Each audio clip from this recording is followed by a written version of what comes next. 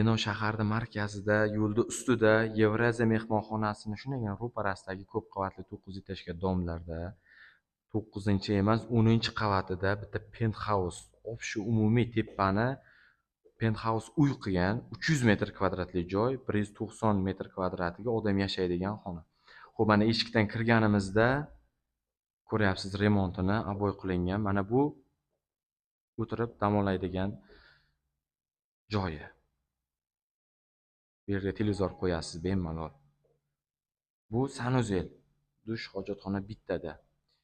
Mana bu qismini hozir ko'rsataman. Prosta bomba bu.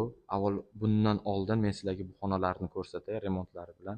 Xo'p, bu yerda yana bitta xona. Buni aboyidan kelib chiqib, buni yo spalniy xona deb aytish mumkin yoki detskiy xona.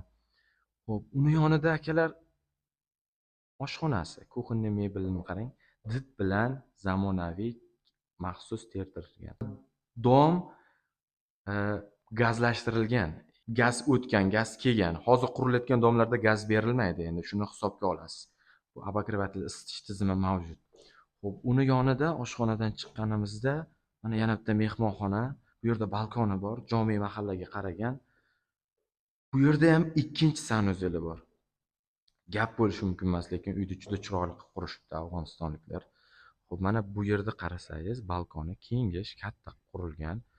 Jome mahallani manzarasini tomosha qilib, toza havosidan nafas olaman degan odamlar, oilalar, akalar, opalar uchun krasavchik uyda bu, bunday qilib aytganda. Hozir men sizga eng zo'r joylarini ko'rsataman. Xo'p, mana ko'ryapsiz-a? Bu yerda chiqqanimizda parda qilib qo'yishibdi, mana shunday. Xo'p, hovli desa ham bo'ladi. Tipa hol. Ko'ryapsiz-a?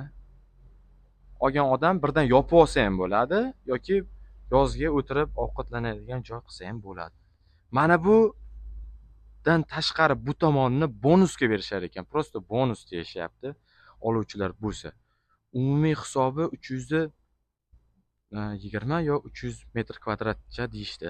Hozir ko'ryapsiz-a? Tepani. Mana bu yerda qarang. Manzarani qarang. Bu yog'i Sharq City. Bu tarafi qayer? Ulyanov bansi Guliston City keladi. Prosta bu uy qasrda, bunday tepadan turib yashashganda gashtini bilgan biladi, bilmagan bilmaydi. Bu yerda bir emas 4 ta xonadon sotilyapti. Ikkitasi 70% remont qilingan, qolgan ikkitasi tayyor uy. Mana bu narigi tomoni, mana shu chiziq tomondan u tomonida yana uyi bor, xuddi shunday remont qilingan, tayyor. Xo'p, agar bitta o'zini olaman desa, bu yerdan devor tortib beriladi. Birdan olaman desa ham, u ham hisob-kitobi qilinadi. Metr kvadratini 7,5 milliondan baholayapti bu remont qilingan uyda. Qolgan ikkita 104 va 108 metr kvadratli uylarda metr kvadratini 6,5 million so'mdan baholashyapti. Xo'p, oluvchilar bo'lsa, men telefon raqam qoldiraman yoki o'zimga bog'lansa, olib kelib ko'rsataman. Xo'p, yanada arzon qilib beradi men orqali kelgan odamga. Men gaplashib qo'yganman. Telefon raqamlarga telefon qiling, obzor videosini ham olganman, batafsil ma'lumot berib o'taman.